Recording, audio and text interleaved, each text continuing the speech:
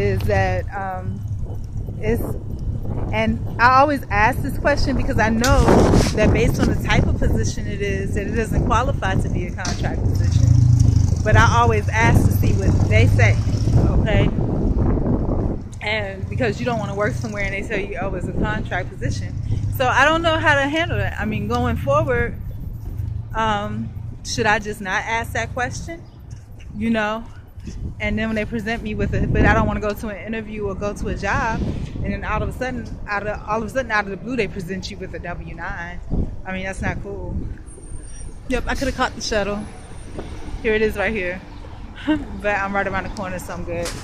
But yeah, so that was a concern of mine. I'm gonna have to uninstall this app. It gets on my nerves. It keeps popping up about the temperature being too high and this, that, and the other, which is great, but if I'm in the middle of doing something, it's just messing up what I'm doing. But yeah, so that was how that went down. And then she said it would be a couple weeks on the W-9, whatever.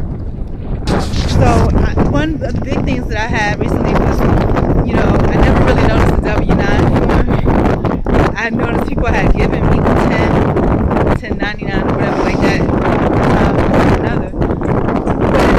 When I saw the W-9, I was like, what is that? I haven't seen that in so long. I was like, is that, I mean, and how does that differ from a 1099?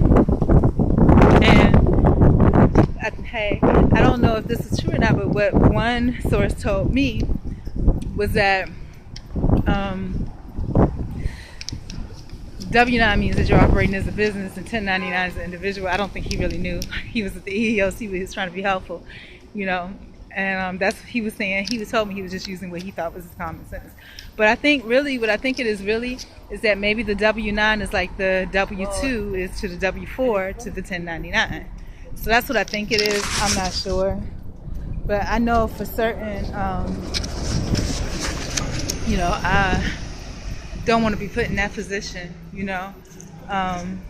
They won't even tell you. They'll just hand you the form and you don't even know what you're filling out. So,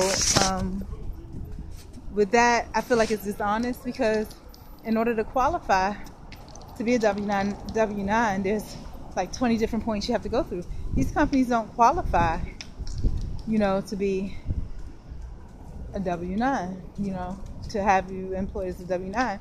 And that's the one thing that the person at the, I don't know what office I spoke to so many different offices, Department of Labor maybe told me. He was like, well, if you work in telemarketing, you're definitely not a contract employee because you're not a contract employee because there's no way, you know, if you look at the rules about what a contract employee is, it's none of that, you know. So yeah,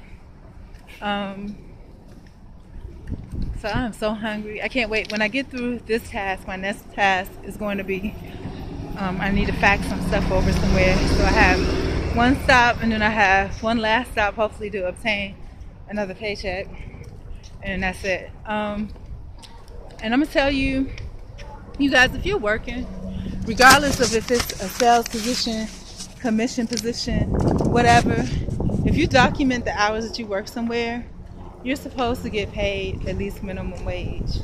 You know, if they don't pay you whatever the sales rate is, you're entitled to minimum wage. That's federal and state law. So just to let you know, because I've been through too many situations. I've seen it happen to other people where they didn't even try to lie, though. They just decided that they weren't going to pay them. Okay? And I never thought it would happen to me, but it happened to me the first time a couple of years ago.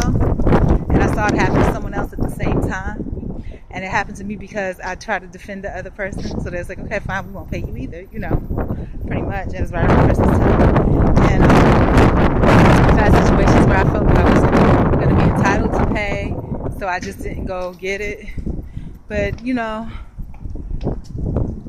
no, enough with that nonsense. So with this particular employer, and I'm going to go pick up the check from now, and you know I don't really have the time to tell the whole story, but pretty much there was a separation, and pretty much, you know, they were trying to say, well, we're not paying you, you know, whatever versus whatever, and I'm like, that's fine, but legally you owe me at least minimum wage. And so I told them I was going to pick it up. I told them what time I was coming to cover myself myself, I contacted the property management just to let them know. Not that it really means anything, because especially to shove, those people are paying rent to stay in their buildings or whatever. I don't want anything to be misconstrued or anything like that. So you know how that goes. Anyways, I'm almost here. No fear.